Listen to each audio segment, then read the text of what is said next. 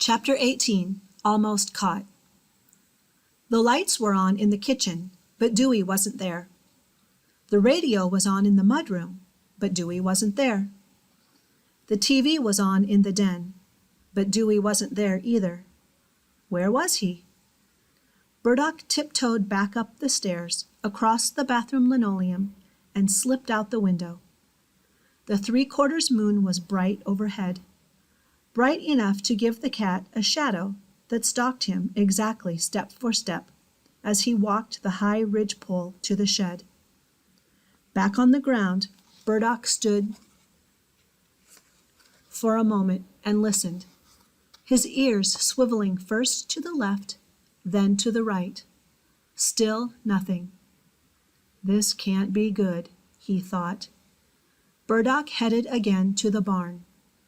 All of a sudden, the night seemed unnaturally quiet, the kind of quiet that suggests something shady is happening. Burdock broke into a trot and was just coming up on the barn's east side and stepping into the light shining down from the peak when he heard a muted crunch. Instantly on guard, the cat lowered his ears, flattened his stomach to the ground, and skulked low and fast around the corner. This was the west side, Figgy's side, and oh! There was Dewey, walking slowly around the periphery, now pausing, now crouching. Yikes! Was he lighting a fire?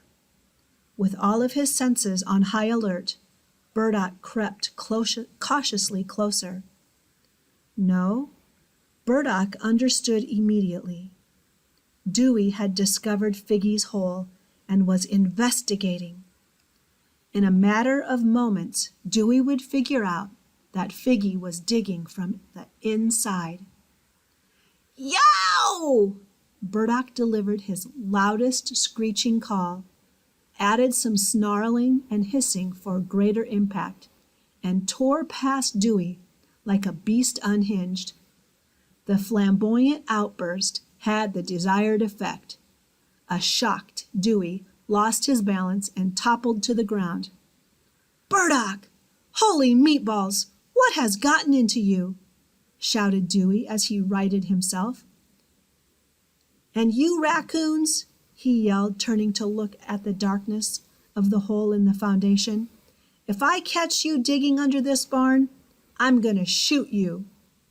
He called his warning loudly up into the night before stomping the rest of the way around the barn to the back entrance of the garage.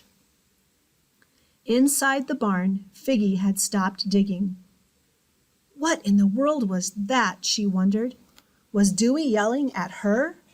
Her heart pounded. She was so close to finishing the escape hole. The possibility of being caught now made her weak. A few moments later, Burdock watched Dewey in the garage.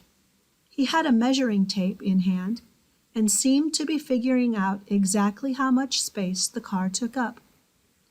Once his calculations were complete, Dewey patted the car on the hood.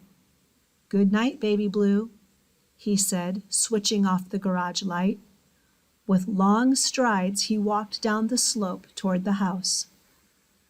Burdock followed at a safe distance, watching as Dewey's silhouette went into the woodshed. The cat was careful to keep to the shadows. He tucked behind a barrel, and only his eyes shifted to take in Dewey's movements as the man now measured the tight rows of stacked wood, first their length, and now their combined width. Finally, Dewey lifted his hat and scratched the back of his head. "Should work," he muttered. Then he disappeared into the house. It wasn't hard for Burdock to figure out. At least it looked like the other animals had one more night.